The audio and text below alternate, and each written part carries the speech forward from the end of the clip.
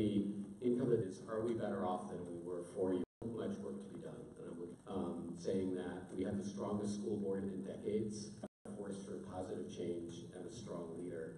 And that's why the poll. But one of the things that I have brought to a vision of schools that serve special education and students that our students have.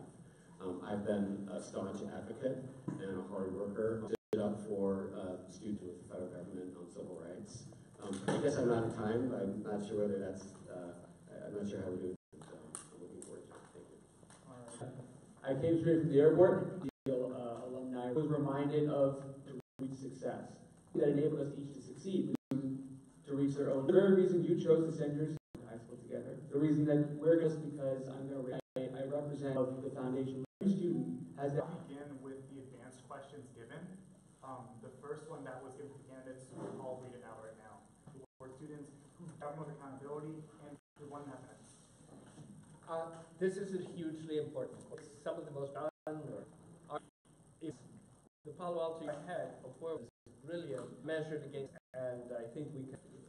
The USD has certain resources side help beyond completing a class, not just meant. Only does the the district more district is to help students. Advanced students are provided between lanes, and their needs for as a reminder before.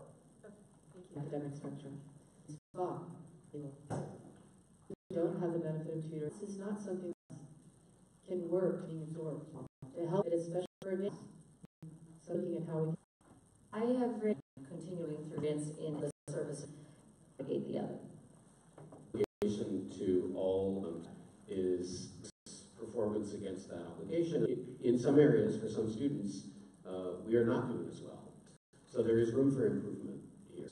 Really critically important is making the best use of district tried to do as a board member is to move towards a more data-driven. Critically important with scarce resources is that we really understand which of the programs that we have that's working and which aren't. To improve at doing is really measuring the impact. Nobody disagrees that way that we can. All right, Mr. Dar, Every student to reach their individual potential, and that comes with two obligations. The first obligation is equal outcomes. We want the resilience, everything that we would like to instill within our students when they graduate, and that comes with an obligation to equal access, making sure that every adapting the learning environment to suit their individual, and finding where there are gaps so we can target individualized resources, examining data, and having a constant flow of information. So on a district level, we know where those gaps are and how to target them. We also need to make sure that we are sharing this how we're teaching and how we're adapting that learning environment, but also being completely upfront with where those gaps are, so that we as accountability is really achieved twofold. One is Ken mentioned and others have mentioned measurable goals, making sure that there are continued complying with the laws. All right. The second question given to the candidates, I'll read as follows. Special education is already addressing transparency with the community, collecting data, and consistently receiving support. What is your view on district capacity to support students with disabilities, and how do you measure that? Please also speak to the needs in our middle and high schools. Mr. Boyd, you have the floor.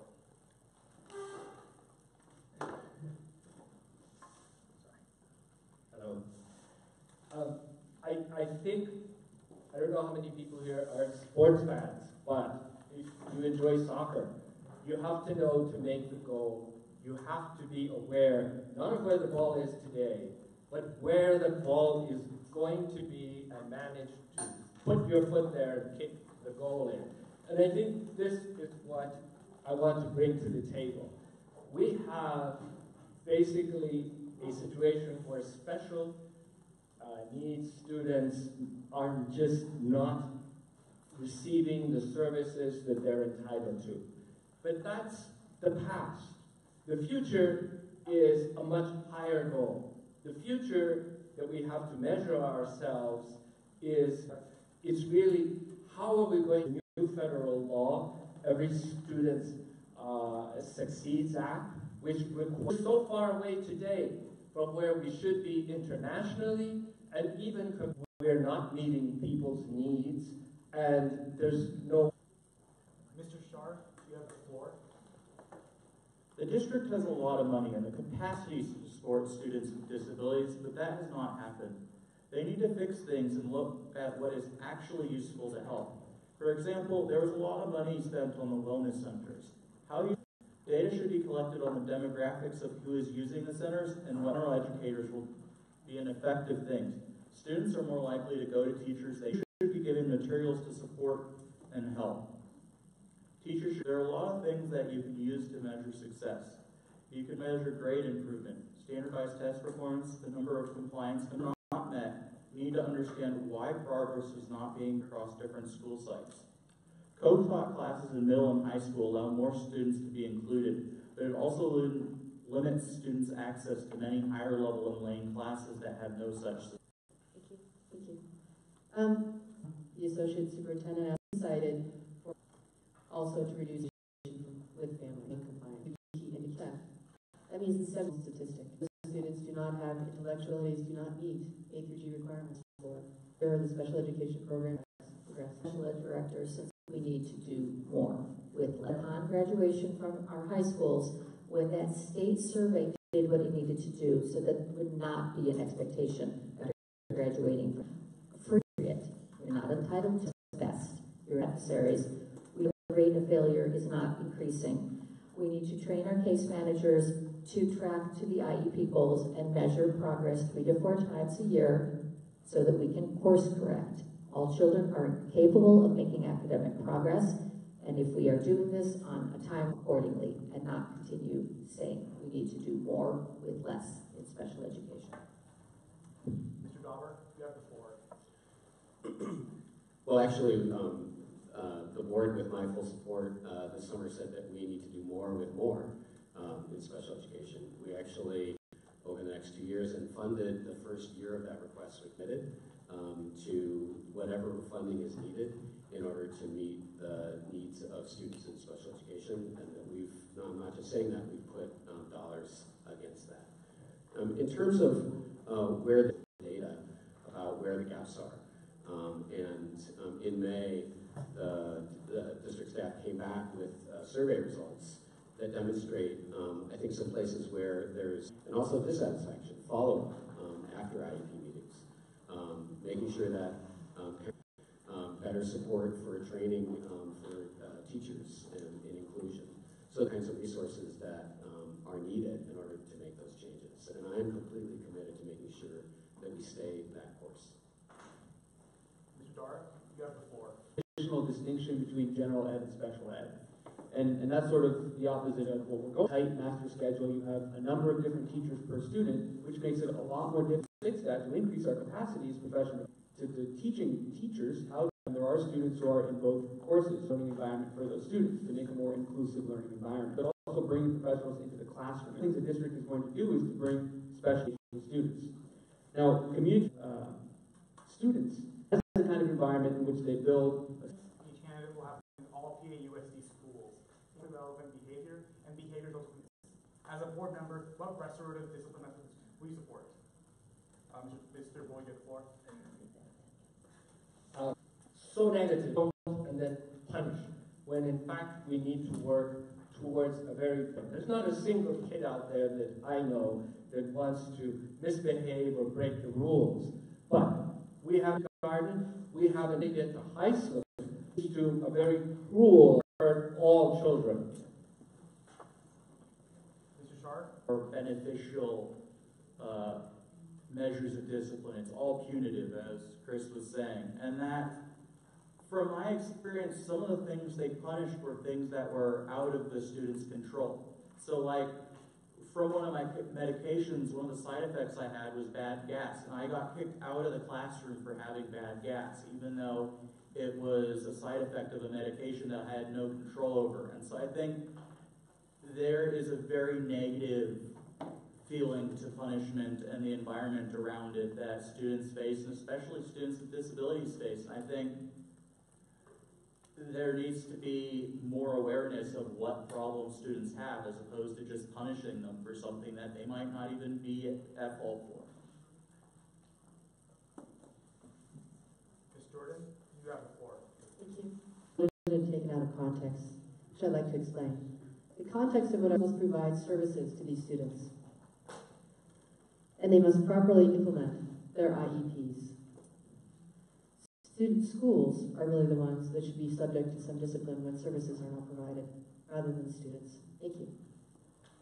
Ms. Ashland, you have the floor. As well as students with special needs are suspended either formally or informally at a higher percentage than students that do.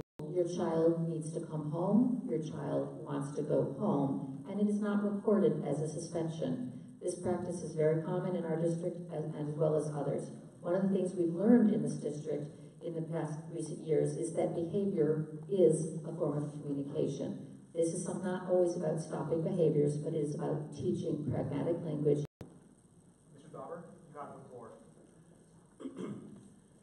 I see students to be safe at school and help teach students how to be respectful. I have supported the extensive social emotional learning curriculum that we have in our district. We build a common K-12 social emotional learning curriculum that will give students a common language for talking with each other as they move through our various schools up through high school, and then also give middle and high schools a common way of speaking with students that they know that they'll understand because they have a common background in that.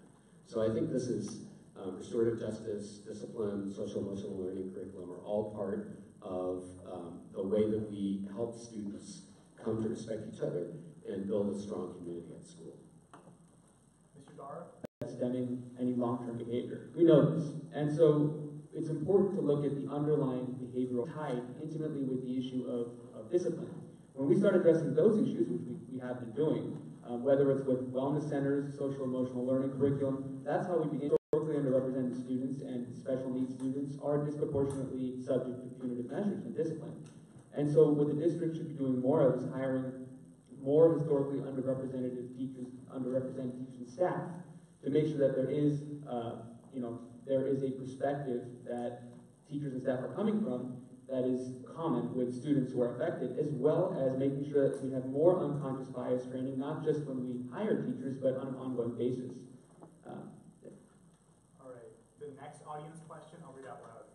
If elected, what is one thing that you would do to make our families with students that are bused into the Palo Alto Unified Schools feel more welcome and included in the Palo Alto School District? Educational conversations, activities, and community. Mr. Boyd, you have 1 minute to respond. Sorry, could you just repeat that question? Sorry. If elected, what is one thing that you would do to make our families with students that are bused into the Palo Alto schools feel more welcome and included in the Palo Alto School District? Educational conversations, activities, and community.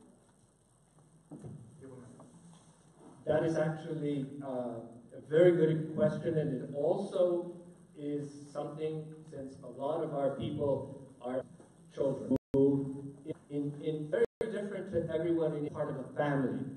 Take care.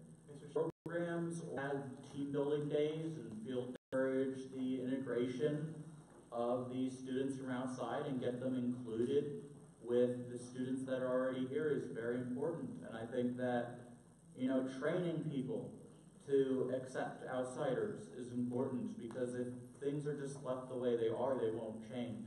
And so you need to actively pursue changing things. Thank you. One of the things I would like to see us look at to see whether it could be helpful in integrating the students who are bused into the community is childcare. We had a mom raise to us the issue of early morning childcare because of early morning work schedule, and also childcare on the other end after school. Whether or not we could help integrate these students by providing childcare that meets people's needs due to their work schedule, which can vary from a standard one.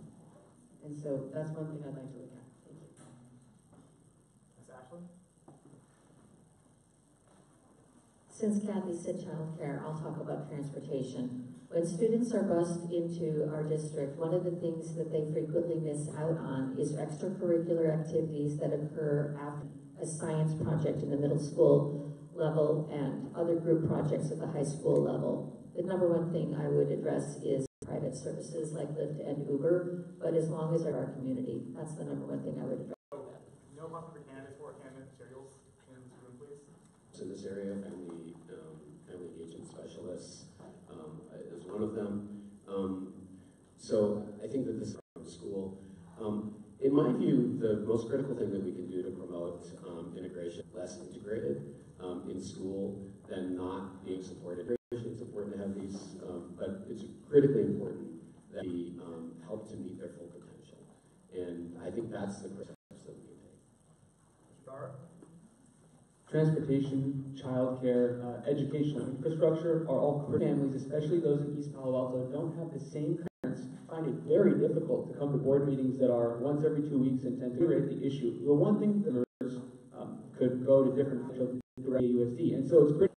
The next question I'll read out loud for us. In the educational advisory committee never, because the moving target has to meet that plan, we have to start working on ESSA, which means really bringing kids to their school community. And I think since we're all running for the board, there has to be wherever there is a problem to success in the future. An education tool that was recently implemented is the social emotional learning. I think that is in the school, and that learning how to function in society, how to manage stress, anger, anxiety, these things are very important to be successful, and that these traits have been found to be a huge indicator of how successful people are in the workplace, and that providing these educational opportunities will help students succeed much better than otherwise they would without them. Ms. Jordan? Yes, thank you. If there was one program that I would seek to protect, it would be, given that proficiency score is important, that we services as early as possible. HUR students as well as students with special needs is that the number one program that I would increase resources for the AVID program on par with the district, so that all students are in AVID are put on college track and given that opportunity to take the advanced classes and get to support that program to the degree that is successful. Mr. Dauber? Well, question to ask about any program in order to nominate it for this status of the most important is whether, though it's not possible to say that the dollars spent on that program are dollars that should be protected as against other programs. This is an area where the board and the district are making progress. There's still a ways to go. I would point as an opportunity to dyslexia, which was the subject of a board presentation this past Tuesday. 20% of our students or so are suffering from dyslexia, and so there's an enormous opportunity to put into place programs that support all of those students. There aren't many chances you get to do some specific interventions that are going to lift the performance and the access to education of 20% of our students, and so that's a particularly exciting one for me. Mr. Dara? The most important thing that we can do going forward is to expand out the pockets of innovation that we have in this district. So we have a ton of innovative programs that really focus on integrated curricula, on authentic learning, on real-life application that are focused on building students to have the lifelong skills that they need. So they're lifelong learners. And that's not just an aspirational skill. I mean, it's really practical, I think, as Alex identified, especially now that we have industries that are no longer as stagnant as they used to be. They are so interdisciplinary. Lifelong learning is a necessity moving forward. And so we have these pockets, these great programs like Connections at JLS, like Greene, like Advanced Authentic Research, like Social Justice Pathways. But those opportunities are offered inconsistently because they're not offered at every school. So doing what we can on an institutional level to really provide the support teachers need to expand those programs out to make sure that those innovative programs are being offered consistently at all of our schools and making sure that all of our students have the same opportunity to access that high quality education. All right. The next audience question is as follows. When the board is closing the achievement gap? 3 parts of the question. 1, do you agree with the suggestion? 2, please share specifically what kind of data you think could be shared in these monthly updates. And 3, who would you want to hear from? Something that we need to monitor. Actual means to changing the status quo. Now, there are any number of ways that we can use new technology in studies done in New York City, really hardcore problem schools. suddenly the students start gaining traction and how to change it and think more like a corporation. Because if we try to optimize what isn't working when so much outside is changing, we're going to miss our goal completely. I'm sorry, could you repeat that question again? Yes. Sorry, it's very long. The monthly updates on progress towards closing the achievement gap. One, do you agree with those suggestions? Who would you want to hear from?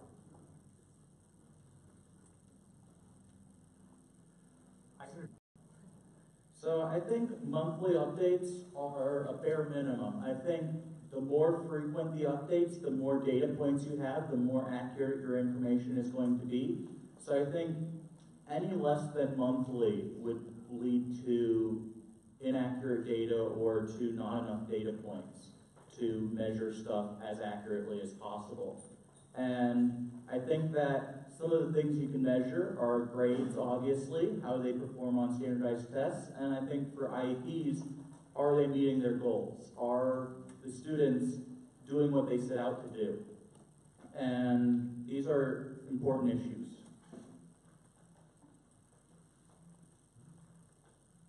Ms. Jordan?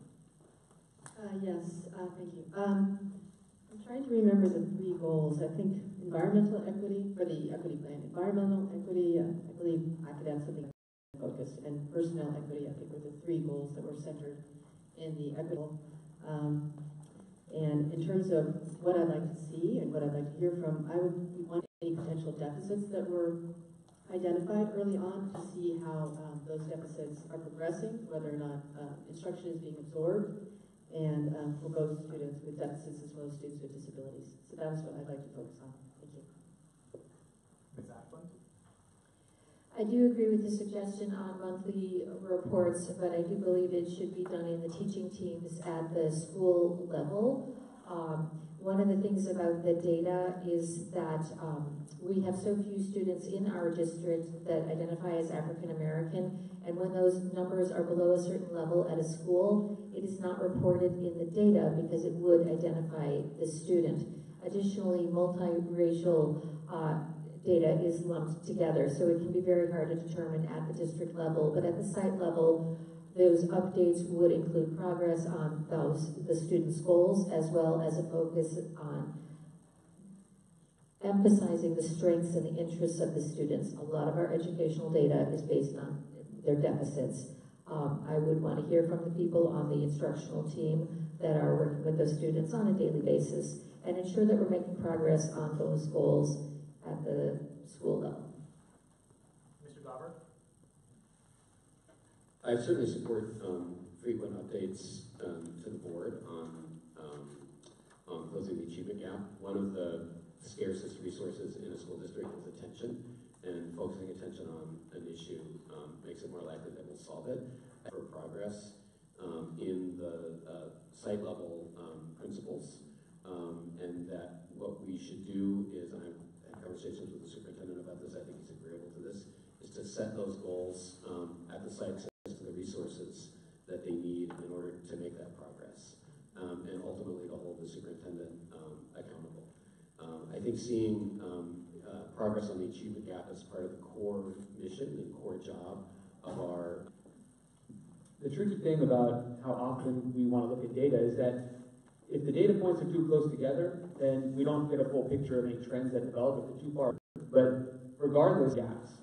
Now, the kind of data to look for is data that's been identified at the state level, discipline, and some self-reporting. And the way that we should get that data is, of course, from the superintendent, from the equity in mind, to make sure that their schools are succeeding and their students, so that those two can actually provide the district. All right. We have our first, no other candidate will be able to reply to that. Data driving decisions with the board allocating resources properly, I was last year at the high school level versus the middle school level when evidence and anecdotes experience. Could you please clarify how the decision was made? Social and emotional learning is the foundation of education and form the outside of looks like the board did not follow data but fear of suicides. I can appreciate it, but yes. I didn't catch the last part of the question, sorry. And I think it'd be probably helpful to repeat the question. It's a little complicated. That the board did not follow the data but for fear of suicides. but for fear of suicides is the last part. I'm not sure that I understand the criticism, frankly, but the board and the district are engaged in a project of improving social emotional learning across the district by adopting, as I said, a uniform program K-12. We have a very fragmented program at this point. Elementary schools have different programs, high schools don't have different programs. And part of that is improving the delivery of that in our high schools with, I think, a focus at gun. And I think that reflects the interest in the gun leadership in particular on marrying that kind of rollout with other changes that they're making in putting teachers into advisory roles and mentoring roles at gun, which is an extremely positive development. So I don't have any issues with the implementation of this. I think it's going well, and I think the goal is a good goal. All right, so slight clarification, candidates can respond with half a minute if they so desire. We'll start with Mr. Boyd. Could you please repeat what you just said about So candidates will have the opportunity to reply to the answer given by the candidate. You will have half a minute to do so. To the same question, at least. Okay. I just want to sorry. Thank you. I just want to reiterate this point because the world is moving so quickly and we are so stuck in just getting along, getting wellness, getting special education students going, and yet we're spending $1 billion every 4 years, more than that. And there's just got to be a new and better way that we start discussing. You don't have to respond to it if you don't want to. I'd just like to try and give my point of view on what the question was asking. And I think that the question was asking why did it get implemented in the high school by Mr. Dauber. My understanding of the implementation of self and social emotional learning at GUN has a formed curriculum. That's all I have to add. Thank you. Do you wish to respond? Very quickly, yeah, it's district. I'm not going to claim I know all the answers, but I would advocate that we pursue the research on how best to achieve that and measure those outcomes, because currently we have dissatisfaction with the SELF program as well as dissatisfaction from the data that we're receiving. So I would advocate for more research in that area about what approach to take going forward. Do you wish to respond? Sure. Social emotional learning program in this district is key, and we should continue to expand the program to middle school. We should continue to expand it as age appropriate to all of our grades, because it is really the key to developing our students as whole students, as lifelong learners, and building successful members of society, not just successful college applicants. So we should continue to examine the data. We will have growing pains. There are always growing pains with new programs, but this is a good program, and we should be expanding this program. All right. The next audience question is as follows. The public school education system was made for the industrial age, but the job credentials have changed.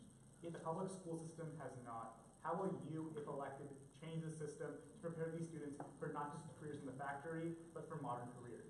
Mr. Boyd, you have the floor. The last 15 years has changed everything and has given us the opportunity to make our students starting. Other countries are bringing subjects like chemistry, physics, heavy-duty math down to elementary school, and teaching it in a way that everybody's included, that everybody can really be successful at. And I think it's essential for us to do that. So I think social emotional learning is very important towards this issue. And I think one of the things that I learned about from this is that we need to recognize that going for a job just because it has the most money isn't necessarily going to make you happy, and that what is important is finding something you're passionate about and that you're interested in, and then building skills off of that. And so I think systems at a younger age to provide kids with Jordan? Thank you. I'm not sure if ours, the public school system that we've had in the United States, and always focused in our school system. Thank you. Ms. Ashley? And that's been happening at the state level as well as in our district. One of the things I think we need so that computer science integrated curriculum for these technological skills to be nurtured in our students, in particularly with our underrepresented minorities, girls in STEM, with high functioning autism, and college and career pathway support. He's mentioning the computer science graduation requirement because I was the only board member who supported that change, and I did because there is our female students are taking computer science at a much lower rate than our male students, and that doesn't make sense. And so I think that the way to address that is to require some familiarity in that area. The other is what Alex said about social emotional learning. Part of successful, being successful in an environment like that, in addition to technical skills. So our schools need to be preparing students for that kind of a work environment, and in addition to the basic skills, which they also need. Mr. Dar? Education is not the filling of the pail, but the lighting of the fire underneath.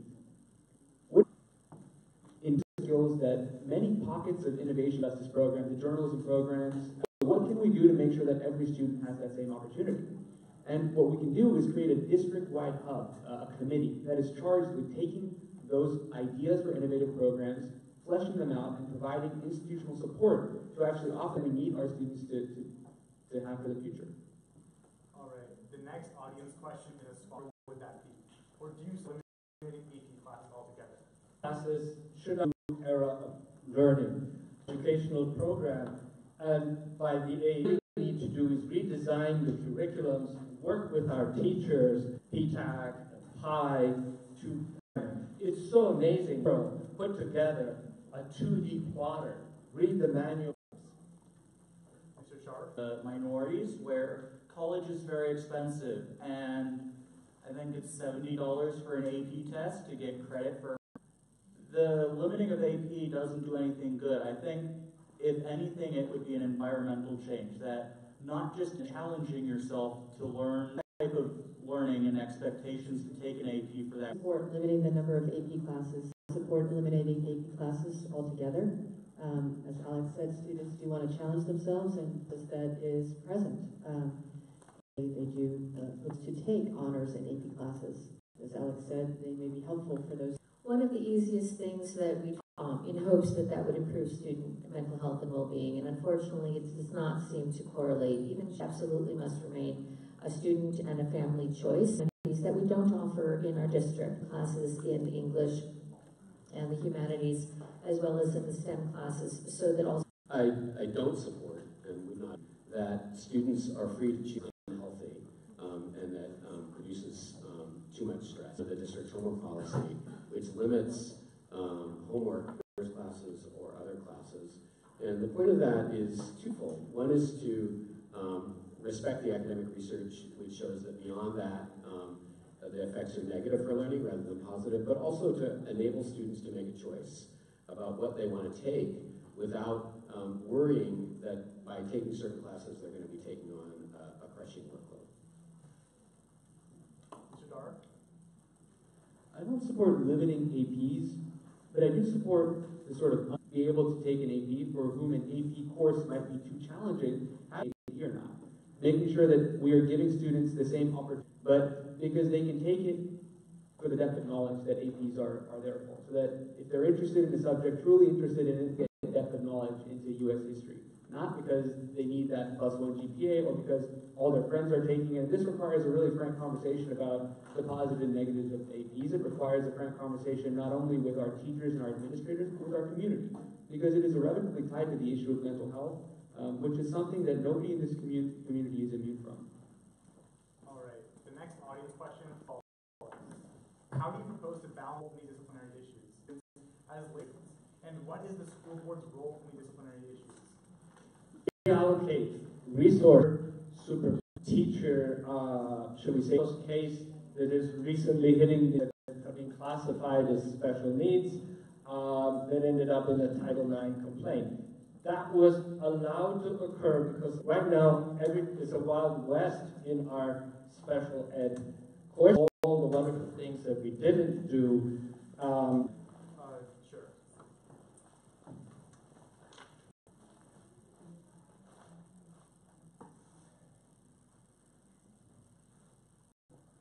From what I see, I think responsible for based on their a part not a good, and so it's like case and based need more room to be a part of their disability, and we can't fault them. Again, this question, I'd like to clarify that again, that the context and school districts that are not, I would like to work towards seeing that happen. Thank you.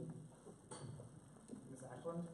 It's an interesting question. How do you balance which students' needs are more important, those with a disability or those that are being discriminated based on gender? The answer is not how do you balance it. The answer is yes, of course you balance it. These are all our students, and they all deserve equal protection as well as an equal opportunity. College should provide a supportive educational environment for all students. We won't be having to argue at the federal level about whether a student with disabilities has more or less rights than a student who's discriminated based on gender. Thank you.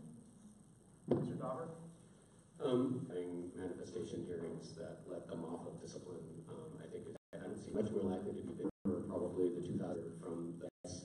And I led a campaign to remember that harassment, and that's especially difficult. Yes, that's my big study. Defense of step country the past. Our teacher there. Implement. Work with all hands and that. Answer. yeah, motivation. Similar program actually can do this. That That is performing.